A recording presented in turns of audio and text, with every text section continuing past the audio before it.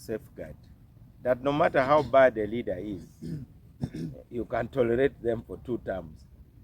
Actually, some countries have even gone far as to have only 1 term, like Mexico.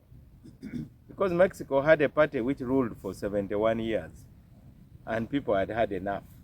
When change came, they put in their constitution that every president must only lead for 1 term of 6 years. I won't be surprised if Ugandans start thinking in that direction, because the power of incumbency is overwhelming. When you are facing an incumbent president, it's not easy in our context of Africa. An incumbent president travels by presidential helicopter, has all these resources. In reality, even in the eyes of the people, you immediately look like you've already been defeated. And given that we have weak parties. So term limits are important. As you know, I oppose the removal of term limits. I believe in term limits. It is a safeguard against the power of incumbency. And I'm happy to share with you what was the content of our manifesto. Actually, all the ideas in the cooperation agreement were in our manifesto of 2021. So the cooperation agreement is just a means to an end. The fact that you abandon a road doesn't mean that you are not going where you say you want to go. You are only saying this road is not taking me there. But you must find a better road. But being on a road is better than being lost. Yes, sir. Many of you actually are only looking at the recent history. But I can tell you, when Dr. Semogerere challenged President Museveni, and in fact, as our DP leader, he was the first ever person to challenge President Museveni in an election. There was violence. And some of the people who are now complaining about violence actually were part of those who were perpetrating violence. For instance, in Rukungiri, Dr. Besige's district, Semogere didn't campaign. He was virtually pushed out of there very violently. So we must accept that if violence is working for you, that doesn't make violence to be a good thing. I could go in an election and people beat up my opponents and I'm declared the winner. But what about tomorrow? Tomorrow, the violence may be against me. So it is the duty of all Ugandans to condemn violence. You saw what I wrote on social media. I said that the violence unleashed on unarmed civilians in Kawempe cannot be ignored, condoned, or even applauded. That violence must be condemned roundly. That is what I said. And that should be the position of all Ugandans. Today you are in power, tomorrow you are not in power. Even those running up and down saying, you know, it is okay to try civilians in court-martial, but tomorrow the court-martial, you will appear before the court-martial. You know, history has a way of balancing books. So let us do the right thing. So the question on the lips of every politician should always be, is this the right thing? If a rally is going on, the police should have loudspeakers and talk to the crowds. These are our citizens. All those people wearing JAT uniform, they have mothers, they have fathers, they are from our same communities. Let them tell them that, no, it is not appropriate for you to use this route, please use this one. And if there are people who are breaking the law, you don't have to beat them. You arrest them and take them to before the courts of law, table the evidence. Otherwise, this now, there's a difference between harassment and law enforcement. And we must condemn harassment. We must protect legitimate law enforcement. The violence is only justified when the other side needs violence to be restrained, not just like that. Maybe one last one from me. Ago, that I will seek to continue leading DP for 1 more term, And in DP, the election of the party president is actually the primaries for presidential elections. So when you are president of DP, then you're automatically the presidential candidate of the party. So I will present myself. I believe there will be others who will want to also present themselves. The delegates will decide. But when you are DP president, you are a presidential candidate. DP is not an NGO that if you are the president of the party, you just lead the party. You must go around the country and explain what the party stands for. We are not like some of the other parties. Mr. President. Yes, but definitely we must have our delegates conference before the end of June. Yeah, it's important that we do that so that we give enough time. The last time we had delegates conference in August. This time we want to do it a little earlier. So June is a good timeline. We cannot announce the exact date, but we can announce, like we said this time, that we would have our National Executive Committee and National Council in March, and I think in April we shall again have another National Executive Committee and another National Council. You know, the more when people take long without meeting, then you have a lot of anxiety and excitement. People want to, but when people meet regularly, then issues are resolved, and tensions go down. And we are politicians, and politicians are always having cliques. They are always plotting. They are always doing this. That's part of politics. Yeah. Maybe assessing something, you are evaluating it. I don't know whether we use the wrong word, but it is a comprehensive assessment and evaluation. For instance, if you give me a job and then you say you want to evaluate me, that means you look at my terms of reference and what have I delivered.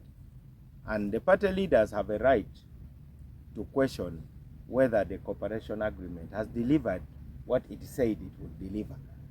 And that's what an assessment is about. And some people think the most important is for me to be a minister. I left elective office in 2011 when I left the office of chairman of Gulu district.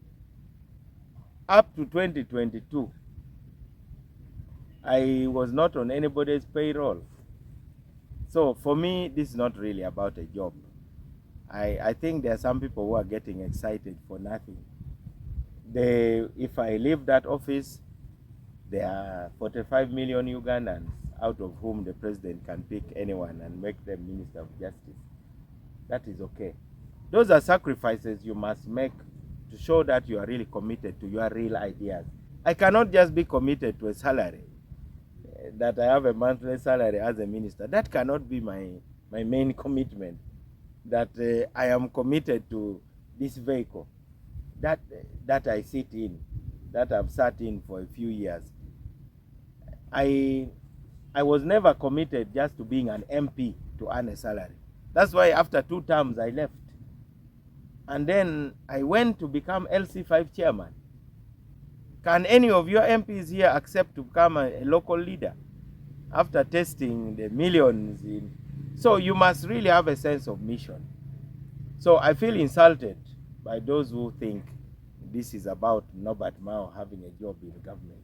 It's a really a big insult. Yes, please. We have always been honored. Governance did not start with the white people who came and colonized us. We had our leadership structures. So DP, of all the political parties, has it clearly in its constitution that we support our traditional institutions. Other parties actually only talk about it for campaign purposes. For us, we have it in our constitution. That's the difference between DP and other parties. The Papa Emorimo, who passed on, was a key pillar of the peace process with the LRA. We traveled with him up to the bushes of Teso, the bushes of Garamba, in South Sudan and also in the Congo. We believe that the current MRM will continue the culture of uniting the people who were affected by the war, particularly those from the Greater North. I will also call for unity of the leaders in TESO. TESO right now has very prominent leaders. We are blessed to have the Vice President. We are blessed to have this Right Honorable Speaker of Parliament. We are blessed to have the Governor Bank of Uganda and so many other senior positions. The suffering of the people should unite leaders. Because whenever I feel I want to fight a fellow leader, I look at the misery of our people. Then I realize that we should really find a formula of working together. Last evening I visited the TESO College Aloet. That's one of the celebrated traditional schools in Uganda. Right now its infrastructure is run down. I will be pleased to propose to government that government should make a deliberate step to really invest in the traditional schools, because the private schools are too expensive for our people. You find right now in the private school they ask you bring cement, bring iron sheets, bring this, bring that, and it is excluding the traditional schools. Need a deliberate intervention to continue lifting them up. Those are some of the issues. And of course, I'll talk about the role of the traditional leaders in government programs like PDM. Traditional leaders are actually the best monitors of government programs because they are with us in the communities. They are not people who drive from Kampala and then drive back. It is very easy for Papa Emorimo's team to monitor projects and give a more honest report, because they will not be doing it because of earning allowances. They are doing it because they love the people. So I'm honored that Emorimo has accepted to meet me. That matter has been discussed even in cabinet, and we are really faced with the high-level corruption where money meant for cooperatives was diverted by individuals. That is a crime. So many of these people who were involved in the compensation of cooperatives stole the money. Some people have been arrested, as you are aware, and they have been named.